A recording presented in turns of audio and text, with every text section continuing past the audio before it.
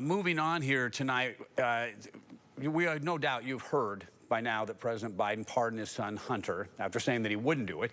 6 News anchor Lori Tucker brought in WAT legal analyst Greg Isaacs to help put that move into context.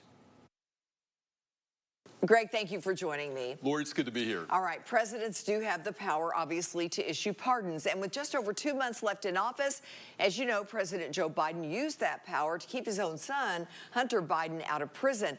Let's talk about that decision and how it fits into the history of the office.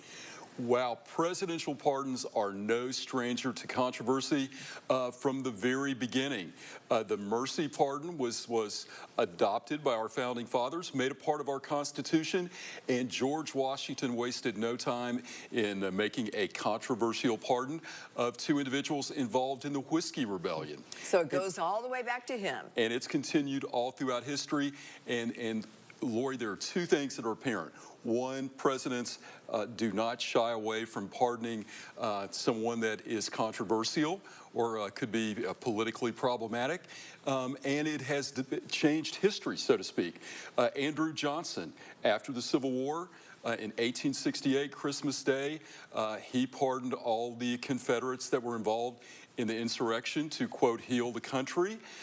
You fast forward, Jimmy Carter, a very controversial pardon when he pardoned all the draft avoiders for the Vietnam War, created a huge controversy. Yeah. Then Richard Nixon, he was on both sides of the pardon game. Right. Controversial pardon with Jimmy Hoffa. A few years later, he was not the pardonor, became the pardonee when Gerald Ford issued a blanket pardon for all of his conduct in Watergate. And it's so weird because they were so big at the time, but then they just kind of, we don't talk about it anymore. Yeah, and now let's put Biden's pardon in perspective here, in context. Well, one thing that we know for sure, he had the absolute right to pardon his son. Now, politically and the optics of it, probably not the smartest decision in the world. And because unlike past presidents, he made the choice, which in 2020 hindsight, the political mistake of saying, I will not pardon my son, Hunter Biden. I'm going to let the justice system take its course. And that prosecution was controversial, whether he was singled out because he was the president's son, whether anyone other than Hunter Biden would have been prosecuted for that amount of tax fraud, and a federal judge rejected his plea. Having said that, Hunter Biden has yet to be sentenced, and the president comes in right before he steps on Air Force One to go to Africa, issues a sweeping pardon. Protecting him from just about everything. Just about everything that's known or unknown during the period of time when all of the swirl of criminal conduct was allegedly happening.